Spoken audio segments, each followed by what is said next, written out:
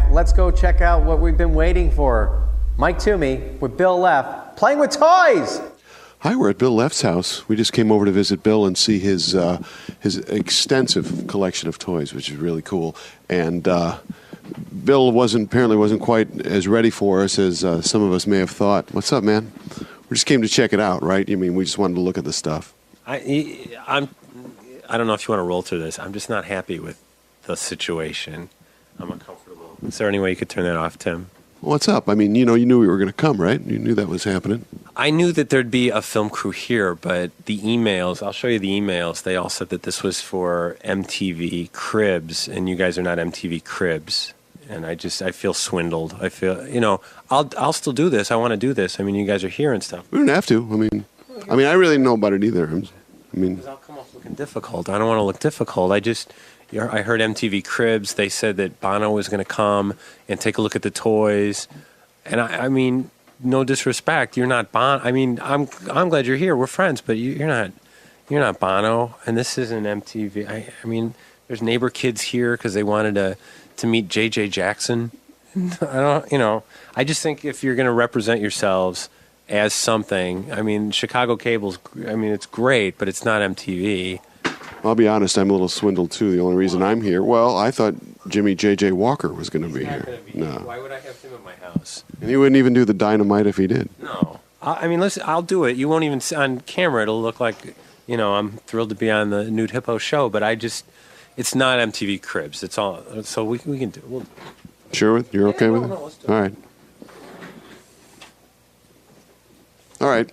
Well, now let's take a look. Where should we go first? Why don't you direct us? In the room right now, there's over 4,600 toys and action figures, and I want to show you every one. Everyone has a story. So do you have time to hit all 4,600? In alphabetical order, I would like you to name them. Where are the A's? You tell me, what interests you? Where do you want to start? Well, I wanted to look at the Funny Face Kool-Aid envelopes, because those aren't like remakes of the old ones. Those look like originals. Where'd they come from? Here's what happened. Back in the 60s and 70s, as you know, they made a drink mix called Funny Face. And there were a bunch of flavors. Each flavor had a personality. Here you have, these are the original packets. It's Freckle Face Strawberry, Loudmouth Lime, Goofy Grape, Jolly Ollie Orange, Lefty Lemon, Rootin' Tootin' Raspberry. And there were others. And, it was kind of just a fun way to drink sugar.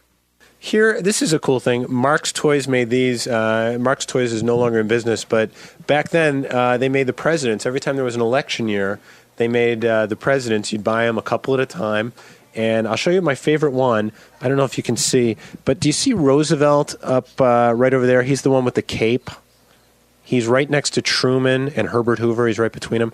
I liked him because he had the cape, and as a kid, I pretended that he was the only president that could fly, that all the other presidents were envious of Roosevelt because he had the ability to fly. The original Captain Action figure I have here in the case.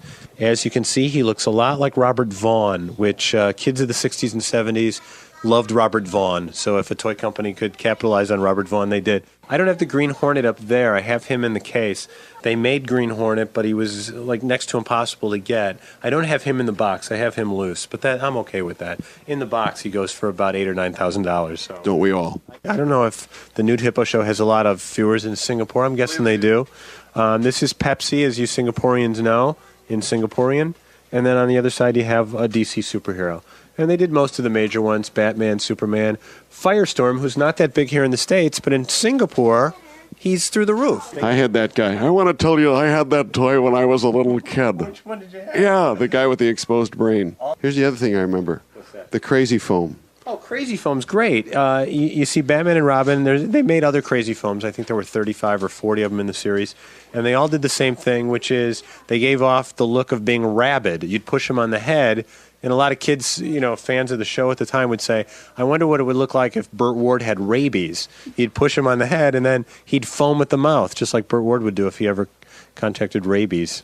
Also like the newer look to these Justice League characters. Yeah, that's the Justice League that ran just a few years ago, back when the Warner Brothers toys were popular. They're no longer around, but they put out a special set of those. And, yeah, they did a great job carving them. You can kind of tell the eras it's really easy to pinpoint the 60s look of Batman as opposed to the 70s look of Batman as opposed to the 90s look.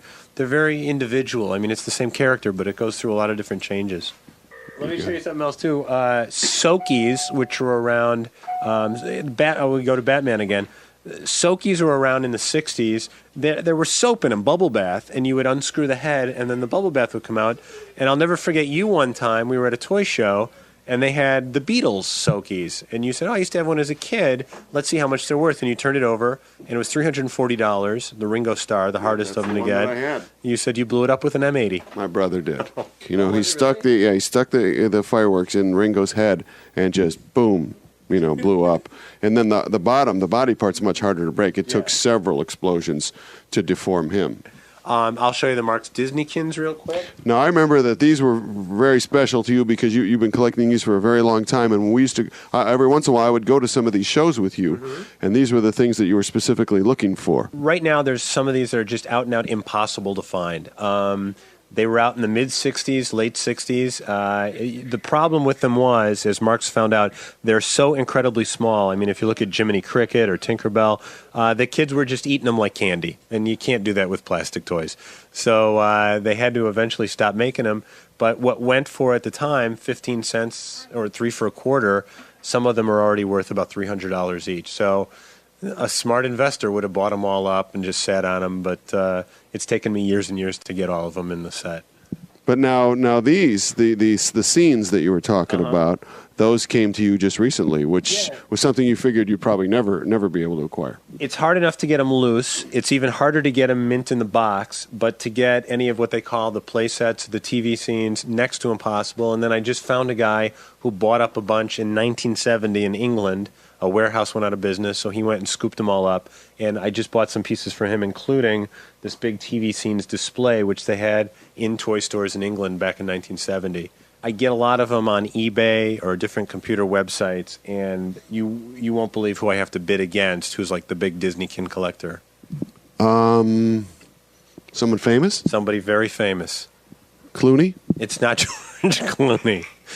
Or did you mean Rosemary Clooney or George? No, George. I was talking about George. No, it's neither of the Clooneys. No, it's Walter Koenig, who played Chekhov on Star Trek. Yes. Walter Koenig is the guy, anytime I bid on the good Disneykins, he's the guy I'm bidding against. I don't know if you can see, but if you get really close, you can see like in the third row, behind Captain Hook, Gavin MacLeod. Gavin MacLeod was a Disneykin. Yeah. Long before Love Boat or even Mary Tyler Moore, he used to do what they call the shorts, the Disney shorts. That's where Mickey Mouse got his start. And Gavin was just a lovable character, starting to bald, not a lot of hair at the time, and he never really took off. And now as an actor, he's done well for himself. You're kind of sorry you're not at Gavin MacLeod's house, aren't you? No, I'm going to go there after that. He's got even more toys than you do. He's going to show us all. Now, if you look over here, you'll see the Fred Grandy action figure. Now, wait. It's funny you mentioned Gavin MacLeod. Come on over here. This is Gavin MacLeod. That's from the Love Boat series. That's Captain Meryl Steubing. And for the record, I wasn't setting Bill up for this. No, there was no setup. I had no idea that there was a Gavin MacLeod action figure. Let me show you something that I made that's kind of cool. As you can see, they do little scenes, various Simpsons scenes. They weren't going to make Moe's Bar because the company Playmates that makes it thought that's not a good toy for kids to be playing in a bar. So I made it, and it's right over here. And it's as close to the real bar on The Simpsons as it could possibly be. I did the same colors, the same look of the bar. It's very cool. That's back when Barney was drinking. He doesn't drink on the show anymore. The Welcome Back Kotter action figures. These are 8-inch guys. Yeah. They've got Vinnie Barbarino, Arnold Horshack, Mr. Kotter, Juan Epstein, and Freddie Boom Boom Washington. Right.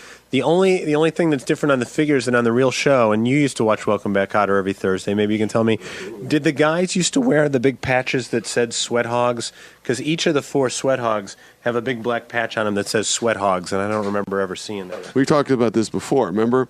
Like, I don't know if you have the Hulk action figure. Remember we saw those 8-inch Mego Hulk action figures? Yeah, sure. And for a while, Hulk had a van. Yeah, the Hulk van. Yeah, and it was his idea. Did he like go into the dealership and go, Hulk want own face on side of van, or Hulk smash?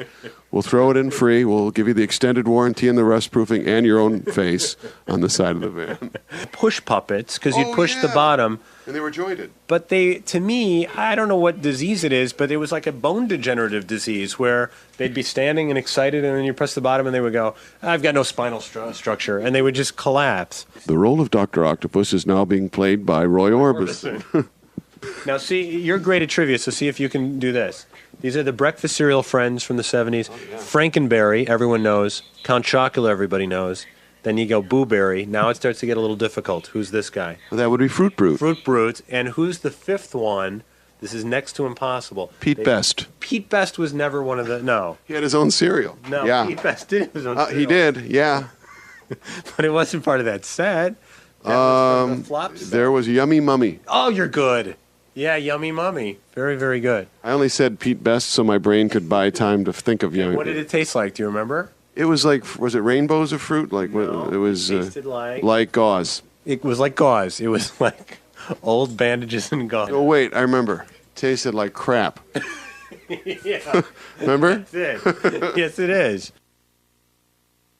Because the toy that I wanted to end this piece with Has just been decapitated. my most valuable piece, the very rare Lon Chaney, Senior. the cameraman, just broke. There's a lot of Lon Chaney Jr. ones, but this is a senior. Senior one. This was what we call in the toy collecting business the holy grail piece for me. I had looked for this for years and years and finally found it in Vermont about a year ago, and the cameraman just knocked it over and broke it. What do you think Lon Chaney Jr. would say if he saw that? Please, why did you decapitate my father? He would say that, and I think he did say that more than He's a once. good actor. He's a great actor. I'm not here. Neither of us are here to badmouth Lon Chaney. Well, this is important, Bill. How can people come here and see your toys that we've seen? How do people get here, and how do they get to see them? You mean to come to my house? Well, yeah, like how would they get here and, Oh, all right. If you're in the area and you want to come by and see the toys, we're open Monday through Friday, noon to 6.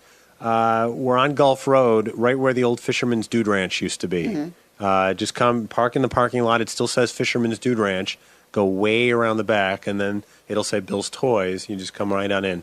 Are you Keep the back door unlocked? Are you still open 363 days a year? No, because there was some trouble with zoning. So Monday through Friday, unfortunately. I liked it the old way. Yeah, I liked it when you were only closed those 2 days. Santa's, we did it both Christmas and Christmas Eve. Yeah, I thought that was great. Thanks for coming, Mike, and most importantly, thanks for not stealing anything. You're welcome. Hi, I'm John Calloway, and you're watching the Big Fat Nude Hippo Show. This has been a presentation of Old Pie Productions. Tony, can you shut up?